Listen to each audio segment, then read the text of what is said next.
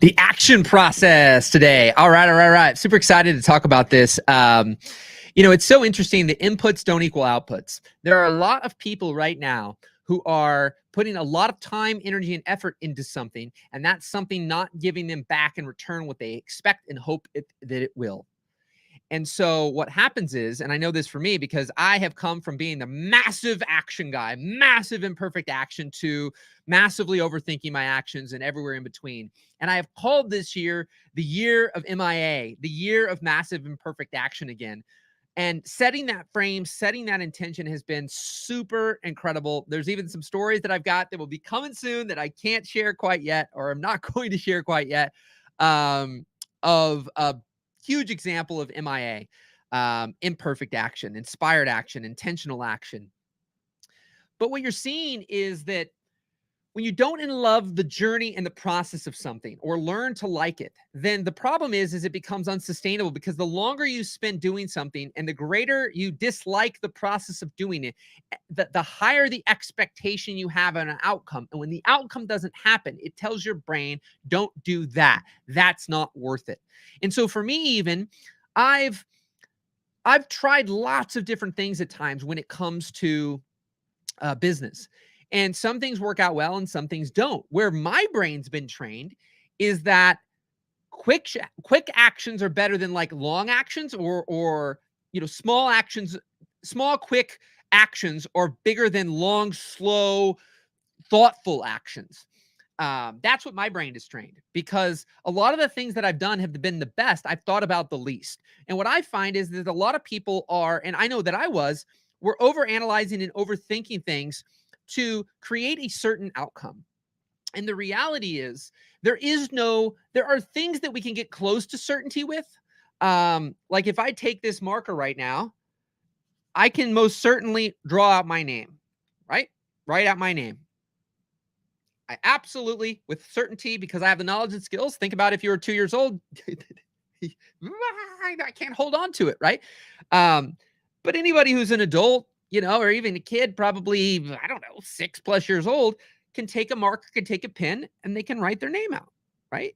Some maybe have no cursive. For me, I have a scribbled line when I typically am supposed to sign something, and everywhere in between. But I can do that with certainty. I can do that. I can put this in my mouth with certainty, right? But we're trying to gain certainty in areas there is no certain result, whether that's having a business or creating content, right? All I can do right now is input, showing up here and doing what I'm doing right now. Now, there's things that can increase my chances and probability of this getting seen, of this getting heard, of this reaching people. That is true, right? Like right now it's live streaming. That is a step in the direction of making sure someone sees it, right? Because if I did this same thing right now and all I did was record a video, I have to then take another step, and that is uploading that video, right? And if I choose not to, for whatever reason, to upload that video, I just decrease my chances that anyone sees it, anyone hears it, except for the moment that I'm doing it, right? But by live streaming it, I add a step, I add a layer. Now, to the degree that I optimize the titles and the descriptions and the thumbnails and all those things, I give more layers to potentially more people seeing it. To the degree that I am more thoughtful in the way that I make these videos, right? Preparing, thinking, what am I going to say up front? I got to have the right hook. I got to have the right, headline to this that hooks people in. And then I got to make 3 points. Like all these things could increase the chance of more people seeing it. But every day there are people observing people with 20 million views on a video. In fact, if anybody's from the full-time filmmaker space, there's a guy named Landon who now owns the company. And there's a 3-second clip of Landon with the Apple Pro Vision thing on and in front of I'm going to blank out of the doggone vehicle, but the new Tesla Cybertruck. It's like 3 to 5 seconds max, and then just loops. And this one guy uploaded it on his Instagram account and said, wow, this is what our world's coming to. And it's got 141 million views. Now, did anybody make any money off that? I mean, Apple Pro Vision got a lot of exposure. The Cybertruck got a lot of exposure. Did anybody necessarily know who the heck the guy was in the video? Did it go to full-time filmmaker? Did they make millions of dollars? I don't really know those details yet, but my guess is that the Apple Vision Pro and the Cybertruck got the most exposure, and then this random guy to most people was in the video. Right? They didn't know who he was, and they didn't go hunt him down and look for him. But that was something that was out of a bigger picture, something they were working on. But it in and of itself, the person who took the little snippet, uploaded that clip, it wasn't a highly edited motion graphics, well thought out, well scripted, well prepared, well executed, 1,000 people on the team. Like none of that was in place yet. It got a lot of exposure. And there's this one guy, he has a channel. His name's Leon, I think Hendricks. And he puts out some great content, but he got exhausted. I remember it was about a year ago. He said he was potentially going to be his last year. He ultimately committed that year. And at the end of the year, he's like, I'm done with the way that I'm doing this. Because he had an idea that to sustain required capital. A lot of the videos, he's like, I want to combine entertainment with the personal development space and education and make these videos where it's not just a person like me talking to a camera, right? But rather it's a whole slew of things. He got brain scans, I got brain scans, but he spent $25,000 to do this whole rigmarole to showcase his brain scans. And the reality is he's like, I'm doing these videos and we're bringing out maybe one a month, maybe two a month max, maybe one every month and a half. They're costing a lot of money. They're taking hundreds of hours of time and team and people.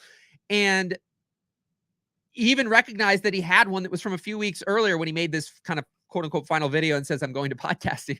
He's like, I just put one up that probably took 10 hours. I think it was 10 or 15 hours. And he's like, it got like 5 or 10 times the views as one that was prior to that took like tens of thousands of dollars and hundreds of hours. So the problem right now is we can't guarantee the output, the outcome with the input. Some people look like they're not putting much effort in and they get a big return. Some people are putting a lot of effort in and not getting a big return. Some people are putting a lot of effort in and getting a big return, right? Some people are putting little effort in and getting no return. But the thing isn't the effort in correlation to the output, right? It typically, to get a return of some kind, we have to do something, right? Doing nothing will guarantee that we don't get something, right? So me doing these right now has ultimately and lowering the expectation that I need to get titles right and thumbnails perfect and the intros right and all these different things and overanalyze and overthink it, because my success will be more like this lady named Barbara Cartland who had like 700, 800 novels in her lifetime. And none of them sold a ton, but collectively they all sold, I think, a billion copies. So she wasn't Tolkien or the Harry Potter lady, where single books are selling hundreds of thousands or hundreds of millions of copies potentially. It was her collective. You hear Picasso. I don't know where the book's at right now, but there's a story of Picasso. It's like he had thousands of works of art, and very few of it ever did anything.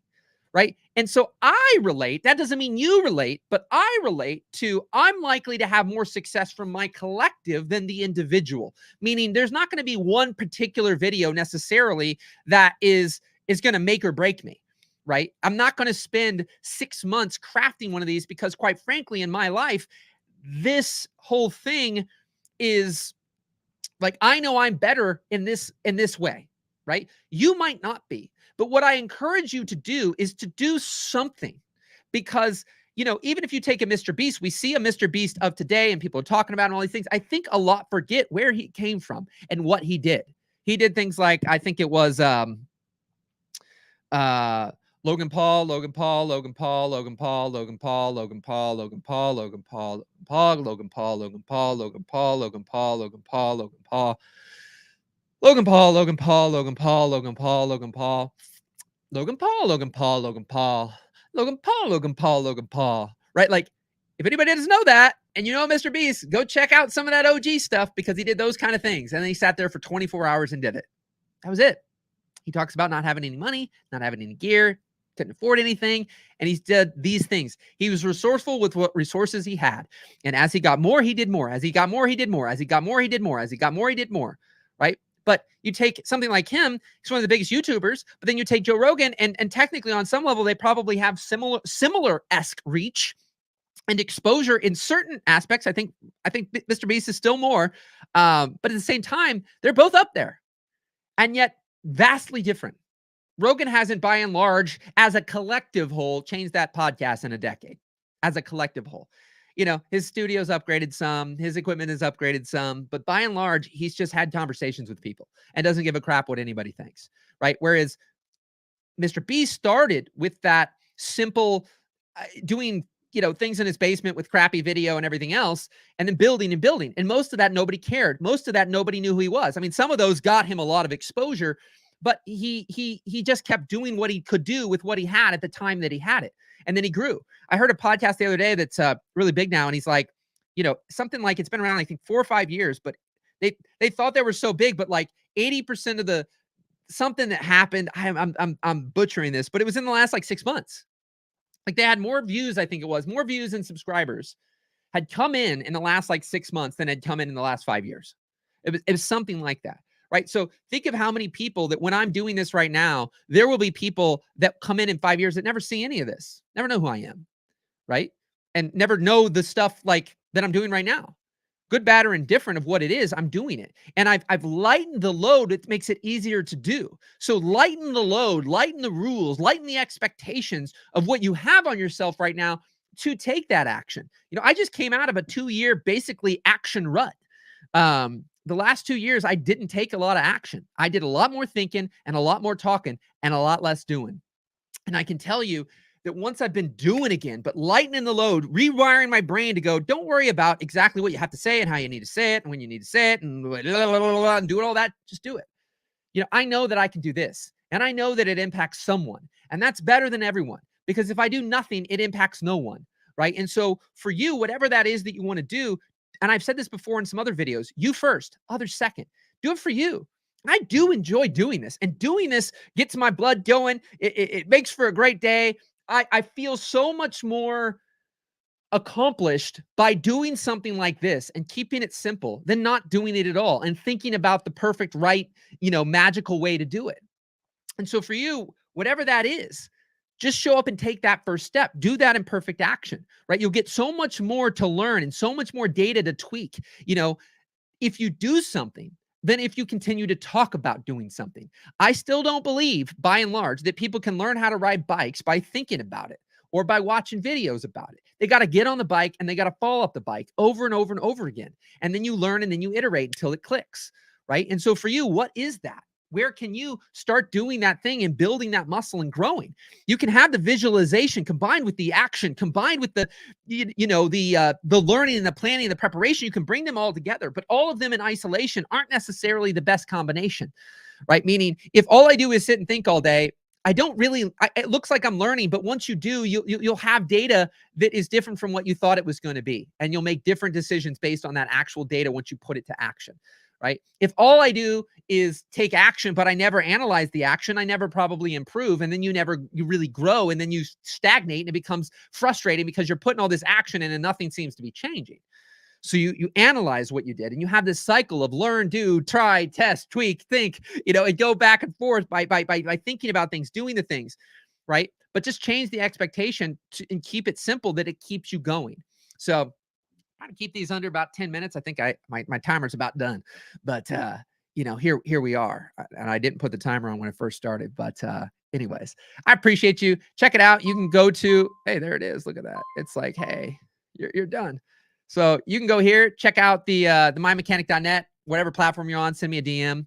I do coaching. So for me, this is just a way to raise awareness and make an impact and give inspiration, encouragement, and energy and vibes to people who will potentially never, I'll never know their name. They'll never reach out to me. But for any of you who want to dig deeper, you need additional support and help, definitely send me a DM, reach out to me, send me a message, and see how I can help. That's what I do each and every single day. You don't have to schedule a call. All my coaching is done what we call asynchronously. So it's very flexible and easy for you to be able to get the support you need without having to worry about showing up at specific times, specific days. I am a freedom-filled, flexible guy. So that's how I do my coaching. I've done it for 5 years plus, actually, and it is super effective. So anyways, reach out, say hello, take an action today, take an inspired and perfect action, And yeah, there you have it. So rock and roll. Much love. We'll see you. Bye.